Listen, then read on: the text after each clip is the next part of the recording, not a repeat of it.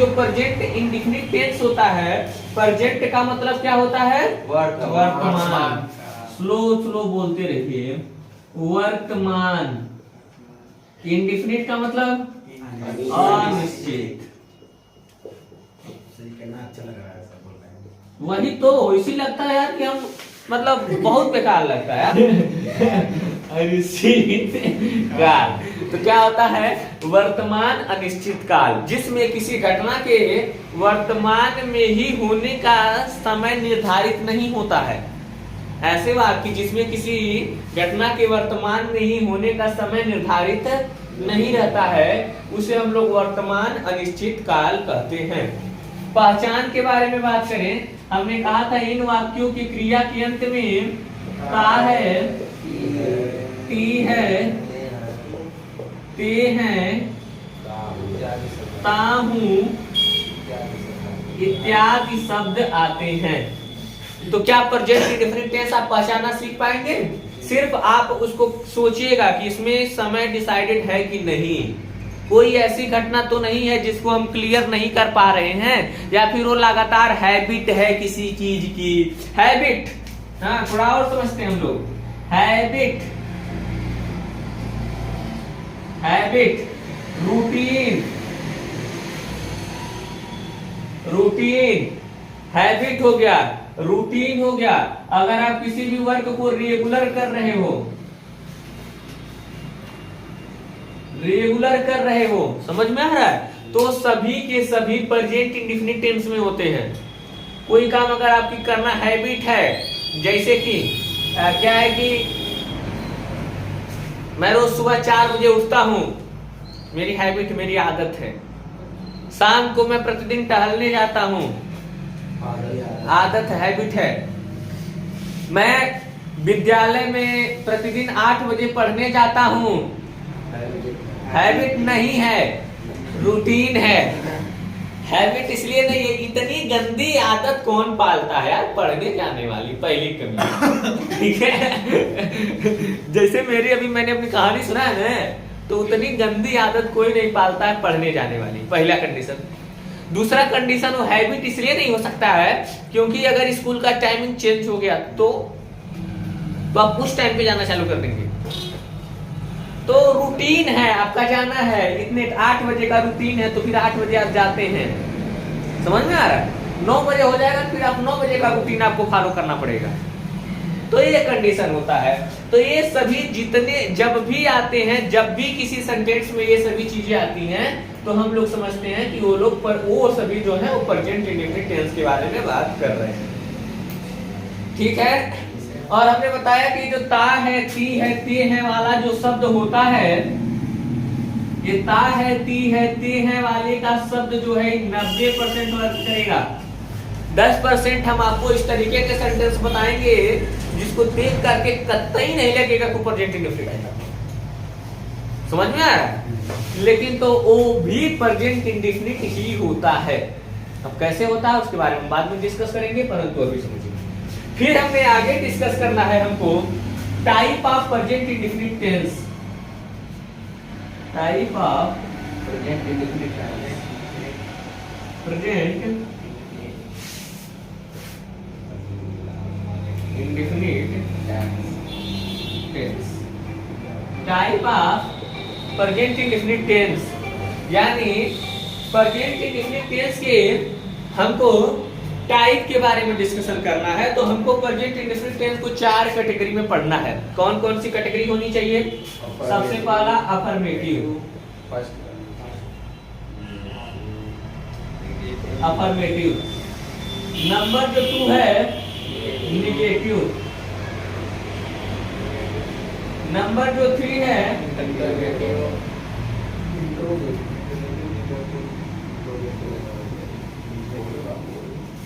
Interrogative. और number जो 4 है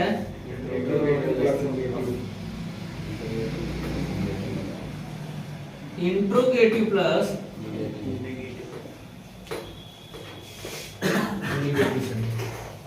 चार तरीके से करना है। हम लोग आइए डिस्कशन कर लेते हैं कि अफर्मेटिव सेंटेंस क्या होते हैं। तो अफर्मेटिव सेंटेंस क्या होते हैं? ऐसे सेंटेंस जिसमें किसी कार्य को स्वीकृति प्रदान की जाती है, स्वीकार किया जाता है। किसी भी कार्य की, किसी भी घटना होने की बात को हम एक्सेप्ट करते हैं। साधारण वाक्य होते हैं, समझ में आ रहा है? इस जैसे कि राम घर जाता है, वो अब पढ़ता है, मैं प्रतिदिन विद्यालय जाता हूँ, अच्छे विद्यार्थी अपने अध्यापक का सम्मान करते हैं, रोहन और सोहन हमेशा एक दूसरे से झगड़ा करते हैं। समझ में आ रहा है? ये जितने भी सेंटेंसेस हैं, ये सभी, मैं बड़ा सुंदर लगता हूँ, ये जितने भी सेंटेंसेस हैं, सब में किसी भी कार्य को स्वीकृति प्रदान की जा रही है, स्वीकार किया जा रहा है। अगर इस बात को स्वीकार किया जा रहा है तो ये सभी सेंटेंस अफर्मेटिव सेंटेंस कहलाते हैं। इन सबको हम लोग अफर्मेटिव सेंटेंस के अंदर रखते हैं, ठीक है। नेगेटिव सेंटेंस ऐसे भी सेंटेंस होते हैं जिस कार्य को हम अगर नॉर्मल भाषा में बोले तो उस कार्य को हम नकार देते हैं, अर्थात मना कर देते हैं, ठीक है। किसी भी घटना को नकार देना, मना कर देना, अर्थात जितने भी निगेटिव वाले अब हम पूरा नहीं बता रहे हैं, जितने काम की चीज है उसको बस बता रहे हैं, सेंटेंस हम नहीं पढ़ रहे हैं अभी। मतलब जो चीज आप समझ करके पूरा टेंस बना सकते, बस उतने के बारे में डिस्कस कर रहे हो। तो ऐसे सेंटेंस जिसमें हम किसी कार्य को होने की बात को नकार देते हैं, समझ में आ रहा है जी? हाँ, तो जिसमें हम किसी कार्य की होने की घटना को जैसे मैं नहीं मतलब पढ़ाता हूँ, वह झूठ नहीं बोलता है, तुम लोग सुंदर नहीं लगते हो। इसमें क्या है कि किसी भी घटना के होने की बात को क्या कर दिया जा रहा है? नकार दिया जा रहा है, मना कर दिया जा रहा है। तो इस तरह की जो बातें होती हैं उसको हम लोग कहते हैं निगेटिव सेंटेंस, ठीक है। क्लियरिटी आ रही है? अगला इंट्रोगेटिव सेंटेंस। इंट्रोगेटिव सेंटेंस ऐसे सेंटेंस होते हैं जिनको आपको मतलब लगे कि हमसे कुछ पूछा जा रहा है। जब भी लगेगा कि कुछ पूछा जा रहा है मतलब वो इंट्रोगेटिव सेंटेंस होते हैं, ठीक है। इंट्रोगेटिव वाले होते हैं। हिंदी में बोला जाए तो प्रश्नवाचक, इसको बोलते हैं नकारात्मक, इसको बोलते हैं सकारात्मक, इसका एक और नाम होता है स्वीकारात्मक, यानी स्वीकार किया जा रहा है किसी बात को, ठीक है। यानी कुछ पूछा जा रहा है, तुम कहाँ रहते हो, तुम कहाँ पढ़ते हो, ठीक है, वह क्या खाता है, वह स्कूल कब जाता है, समझ में आ रहा है? तो ये जितने भी सेंटेंसेस हैं सभी इंट्रोगेटिव में जब कुछ पूछा जाता है, ठीक है। क्या मैं सुंदर लगता हूँ, ये भी जो सेंटेंस है, हाँ, ये भी जो सेंटेंस सब क्या है, कुछ पूछा जा रहा है और पूछा जा रहा है तो उसको हम लोग क्या कहते हैं? इंट्रोगेटिव सेंटेंस में उसको इंक्लूड। समझ में आ रहा है जी? अच्छा, जब किसी भी घटना को पूछा तो जाता है परंतु नकारात्मक भाव से पूछा जाता है। कोई भी घटना जब हमारे पास होती है, जब किसी भी कार्य को, किसी भी घटना के बारे में, किसी भी कार्य के बारे में जब हम डिस्कशन करते हैं या फिर कोई घटना होती है तो उसको नकारात्मक रूप से होती है। जैसे क्या रोहन और सोहन एक दूसरे से झगड़ा नहीं करते हैं? क्या मैं नहीं पढ़ाता हूँ, क्या तुम झूठ नहीं बोलते हो? इसमें पूछा भी जा रहा है लेकिन नहीं भी शब्द आ रहा है जिसको निगेटिव सेंस में पूछा जा रहा है। समझ में आ रहा है? क्या तुम मुंह में कलम नहीं डालते हो? ये जितनी भी घटनाएं होती हैं ये सभी क्या है? पूछा तो जा रहा है लेकिन इसको हम लोग किसमें पूछ रहे हैं? निगेटिव सेंस में। और जब निगेटिव सेंस में जब किसी घटना के बारे में डिस्कशन करते हैं तो इंट्रोगेटिव और प्लस में इधर ओ हीरो, हाँ, इंट्रोगेटिव और प्लस निगेटिव को मिक्सअप कर दिया जाता है। समझ में आया? इतनी बातें होती हैं। तो यानी हम लोग जो प्रेजेंट इंडेफिनिट टेंस पढ़ रहे हैं उस प्रेजेंट इंडेफिनिट टेंस को भी हम लोग 4 कैटेगरी में पढ़ने वाले हैं। पहले अफर्मेटिव पढ़ेंगे, निगेटिव पढ़ेंगे, फिर इंट्रोगेटिव पढ़ेंगे, फिर इंट्रोगेटिव प्लस निगेटिव पढ़ेंगे। तो सबसे पहला नंबर 1 हेडिंग, जो हमारे पास नंबर 1 हेडिंग पढ़ने वाला है वो हुआ अफर्मेटिव सेंटेंस। अफर्मेटिव किसका? प्रेजेंट इंडेफिनिट टेंस का। तो प्रेजेंट इंडेफिनिट का अफर्मेटिव हम लोग पढ़ रहे हैं, ठीक है, प्रेजेंट इंडेफिनिट का। अब चलो अफर्मेटिव सीखने से पहले कुछ बातें हमको सीखनी पड़ेगी। जो बातें हमको सीखनी है उसके बारे में बात कर लेते हैं। किसी भी कार्य के ऐसे शब्द जिससे किसी कार्य के करने या होने का बोध होता है, ऐसे शब्द जिनसे शब्द, कौन?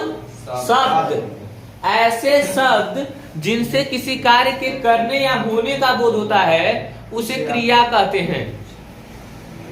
That's called verb. The word which show action, जो एक्शन को शो करते हैं, that's called verb, way verb कहलाते हैं। जैसे देखो एक ही शब्द बोलेंगे और उस शब्द को सुनकर के आपको लग रहा है कि कुछ होता है, कुछ हो रहा है, जैसे पढ़ना, किसी कार्य के होने का बोध हो रहा है ना। लिखना, किसी कार्य के होने का बोध हो रहा है ना। मरना, किसी कार्य के होने का बोध हो रहा है ना। जीना, किसी कार्य के होने का बोध हो रहा है ना। चलना, कूदना, उठना, बैठना, सोना, जागना, नहाना, ब्रश करना, दातुन करना। हाँ, तो जितनी भी चीजें हो रही हैं, किसी भी घटना के जब होने का सेंस आ रहा है, समझ में आ रहा है, तो जब हम किसी भी शब्द को बोल रहे होते हैं, जब हम किसी भी शब्द को बोल रहे होते हैं और जिनसे किसी कार्य के करने का बोध होता है, उसे हम लोग वर्ब कहते हैं, यानी क्रिया कहते हैं। ठीक है। पढ़ना, लिखना, सोना, बैठना, उठना, नहाना, खाना, पीना, तो वही हम कह रहे हैं कि क्रिया। क्रिया जो होती है अधिकतर 90% केसेस में जो हिंदी की जो क्रिया होती है जिससे किसी कार्य के करने या होने का बोध होता है, उसके लास्ट में ना शब्द आता है। उठना, बैठना, सोना, मरना, जीना, लिखना, पढ़ना, पढ़ाना, नाना को छोड़ करके, समझ में आ रहा है? नाना को छोड़ करके, नाना कोई क्रिया नहीं होती है, समझ में आ रहा है? तो नाना नहीं, भले उसके लास्ट में ना आ रहा है लेकिन वो क्रिया नहीं है, इसलिए तो बोले 90%, इसको 95 भी बोल सकते हैं। ठीक है। उनके लास्ट में क्या आता है? ना शब्द आता है, हम लोग उनको क्या कहते हैं? क्रिया कहते हैं। ठीक, चलिए। हाँ, जब कोई नाउन हमारे पास होता है, नाउन मतलब संज्ञा, संज्ञा होता है, जैसे कि हम कह लें बॉय। ठीक है, बॉय भी एक कॉमन नाउन है, कॉमन नाउन है, नाउन है। अगर हम इसका प्लूरल बनाते हैं तो हम इसमें क्या करेंगे? यस करेंगे, बॉयज लिखेंगे। गर्ल, गर्ल्स, काऊ, काउल। 90% जो किसी भी संज्ञा का जब बहुवचन बनाया जाता है तो उसमें यस या ईएस लगा दिया जाता है। 10% ऐसे बचते हैं जिनके साथ ऐसा व्यवहार नहीं किया जाता है। जैसे एग्जाम्पल में अगर हमको मैन का प्लूरल बनाना होता है तो हम मेन लिखते हैं। उसी तरीके से अगर हमको ओमैन का प्लूरल बनाना होता है तो ओमेन लिखते हैं। ठीक। अगर कहीं हमको ऑक्स का प्लूरल बनाना होता है ऑक्सेन लिखते हैं। ठीक है। अगर हमको चाइल्ड का प्लूरल बनाना होता है तो चिल्ड्रेन लिखते हैं। समझ में आ रहा है? तो कुछ ऐसे होते हैं जो किसी दूसरे तरह की एक्टिविटी मतलब प्रदर्शित करते हैं, इसलिए हम हमेशा 90% का यूज कर लेते हैं। अधिकतर मेजॉरिटी की बात कर रहे हैं, और जो मेजॉरिटी होती है उस मेजॉरिटी में अगर हमको उसका प्लूरल बनाना हुआ, मेजॉरिटी में अगर हमको किसी भी शब्द का प्लूरल बनाना हुआ तो उस संज्ञा में या नाउन में यस या ईएस लगा करके प्लूरल बनाते हैं। ठीक है। क्या बोले? किसी संज्ञा में अगर हम लोग यस या ईएस लगा देते हैं तो वह प्लूरल बन जाता है, बहुवचन, ज्यादा लोगों का बोध कराने लगता है। परंतु वर्ब के साथ ऐसा नहीं होता है। वर्ब जो होता है, वर्ब यानी क्रिया, अंग्रेजी का वर्ब क्रिया। क्रिया जानते हो? क्रिया पहले से ही प्लूरल होता है, और जब हम इसमें यस या ईएस लगाते हैं तो सिंगुलर बनता है। ध्यान समझिएगा। कोई भी क्रिया, गो लिख दिए ना, गो प्लूरल है, इसको अगर सिंगुलर बनाना है तो क्या करेंगे? इसमें यस या ईएस जोड़ेंगे, same opposite of noun. Noun कोई भी संज्ञा होता है, अगर हमारे पास कोई संज्ञा उसमें यस या यस लगाएंगे तब प्लूरल बनता है। वर्ब क्या हो, लेकिन वर्ब में ऐसा नहीं होता, वर्ब में यस या यस लगा करके सिंगुलर बनता है। वर्ब हमेशा पहले से ही प्लूरल फॉर्म में होता है, ये बात आपको समझना पड़ेगा, ये बात आपको जानना भी है, क्योंकि अभी आप जानेंगे तभी आपको इंटरेस्टिंग बात बताएंगे। और यही बात हम आपको जनाना था, क्या चीज, कि कोई भी वर्ब पहले से प्लूरल फॉर्म में होता है, कोई भी वर्ब पहले से प्लूरल फॉर्म में होता है, और उसका सिंगुलर बनाने के लिए उसमें यस या ईएस जोड़ा जाता है। इसीलिए जब स्ट्रक्चर के बात में बताया तो हमने कहा था भी, मतलब जो हमने कहा था कि जब वर्ब के फर्स्ट फॉर्म में यस या ईएस जोड़ देते हैं तो उसको सिंगुलर फॉर्म कहते हैं, वही सिंगुलर फॉर्म। अफर्मेटिव सेंटेंस में हमारे पास जो अफर्मेटिव सेंटेंस होता है, इस अफर्मेटिव सेंटेंस में क्या होता है कि अगर सब्जेक्ट आपको पता होना चाहिए, सबसे पहला सब्जेक्ट, दूसरा आपको वर्ब भी पता होना चाहिए, और तीसरा आपको ऑब्जेक्ट भी पता होना चाहिए। और सब्जेक्ट, वर्ब और ऑब्जेक्ट जिसको नहीं पता है वो नॉर्मल भाषा में दिखाई दे रहा है, वो नॉर्मल में ही समझ ले, जनरल बात बता दे रहे हैं, उनके लिए बहुत ज्यादा जरूरी है। जनरल बात ये होता है कि सब्जेक्ट सेंटेंस में जो भी कोई काम करता है, सेंटेंस जब आप पढ़ेंगे, जैसे राम घर जाता है, सुमन पढ़ता है, मैं पढ़ाता हूँ, रोहन नहाता है, वह खेलता है, सेंटेंस में जो भी कोई काम करता है, करने वाला, उसको हम कर्ता कहते हैं। तो जो नहीं बोलता अरे वही हमारे यहाँ के कर्ता धरता है, कभी कुछ प्रोग्राम होता है, नहीं कहते अरे आप ही तो कर्ता धरता है, मतलब किसी काम को करने वाला, तो उसको हम लोग कहते हैं कर्ता। जो कोई काम करता है या जिसके बारे में बात किया जाता है, जिसके बारे में बात किया जाता है या जो कोई काम करता है, उसे हम कहते हैं सब्जेक्ट, कर्ता। ठीक, और ये कर्ता जवन कमुआ करता है वो कहलाता है वर्ब। जैसे पढ़ता है तो पढ़ना वर्ब, वह नहाता है, नहाना वर्ब। समझ में आ रहा है? वो झूठ बोलता है तो फिर झूठ बोलना वर्ब।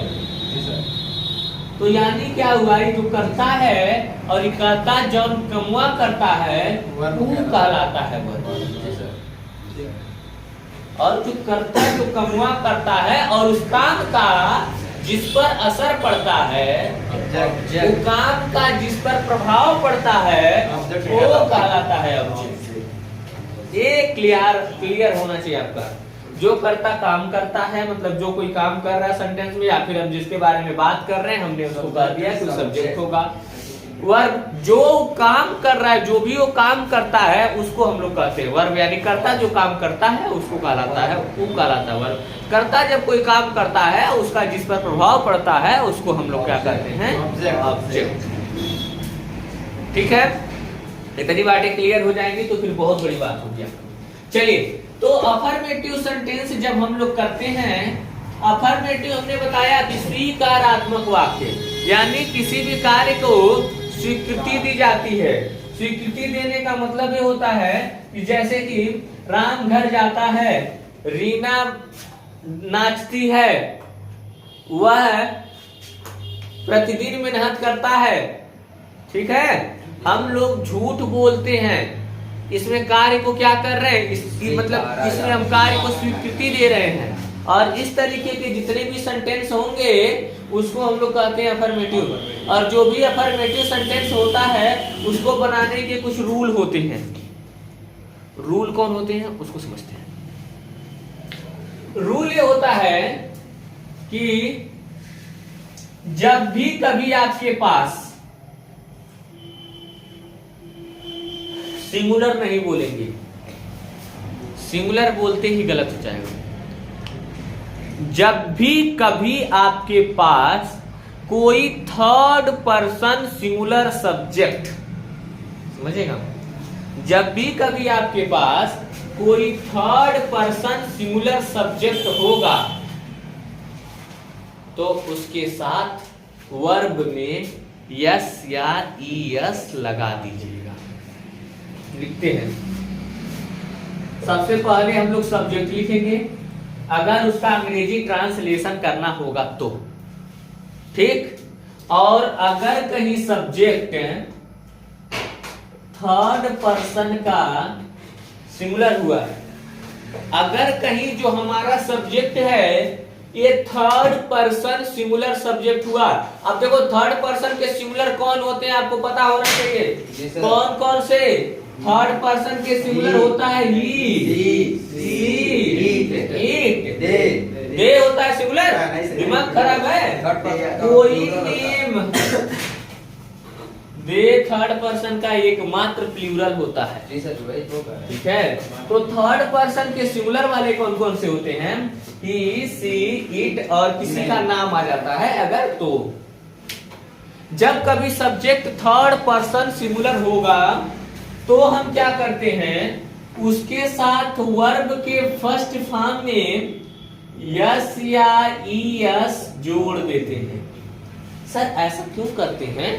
आप अगर अभी तक टेंस पढ़े होंगे तो हम जान रहे हैं, पढ़े हैं, हम जान रहे हैं आप टेंस पढ़े हैं। और आपको ये भी पढ़ाया गया है कि जब सब्जेक्ट सिंगुलर होता है तो वर्ब में यस या ईएस जोड़ दिया जाता है। परंतु वर्ब में यस या ईएस क्यों जोड़ते हैं ये नहीं पढ़े होंगे। कोई रीजन तो होना चाहिए, बिना रीजन के कुछ भी नहीं होता। तो थर्ड पर्सन मतलब जब सब्जेक्ट थर्ड पर्सन सिंगुलर होता है तो सर वर्ब में यस या ईएस क्यों जोड़ते हैं ये बता दीजिए। सही बात है ना? अरे तो देखिए एक बात बताओ, जब सब्जेक्ट सिंगुलर होगा तो वर्ब भी तो सिंगुलर होना चाहिए। जब सब्जेक्ट सिंगुलर होगा तो वर्ब भी तो सिंगुलर होना चाहिए। और वर्ब सिंगुलर कब होता है? जब उसमें यस या ईएस लगा देते हैं तब। तो फिर यस या ईएस तुम नहीं लगाओगे, लगाओगे। सही बात है ना? यस या ईएस तुम लगाओगे ना। इसीलिए अब आपको पता चल गया कि वर्ब में यस या ईएस क्यों जोड़ते हैं। डीप अंग्रेजी पढ़ रहे हो, टाइम लगेगा, लेकिन एक बार अगर सीख गए तो फिर बहुत अच्छी अच्छी बातें सीख जाओगे। अभी तक बस इतना पढ़ते हैं, वर्ब में यस या ईएस लगाते हैं। अब सीख रहे हैं कि वर्ब में यस या ईएस क्यों लगाते हैं, व्हाट इज रीजन, उसका रीजन क्या है। सब्जेक्ट सिंगुलर तो वर्ब भी हमारा कैसा होना चाहिए? सिंगुलर। वर्ब प्लूरल थोड़ी ना लिख सकते हैं। अगर सब्जेक्ट सिंगुलर है तो फिर वर्ब हम लोग सिंगुलर ही लिखेंगे। और अगर हमको वर्ब सिंगुलर लिखना है तो फिर वर्ब में हमको यस या ईएस लगाना पड़ेगा। कब? जब subject third person singular subject होगा तब। उसके बाद क्या करेंगे सर?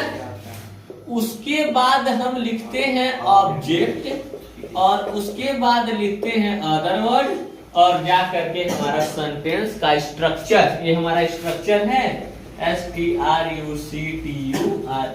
और जा करके हमारा स्ट्रक्चर खत्म हो जाता है। स्ट्रक्चर का मतलब होता है बनावट। यानी जब किसी हिंदी सेंटेंस को आप अंग्रेजी में ट्रांसलेट करते हैं तो उसको किस तरीके से करेंगे। और जब हमारा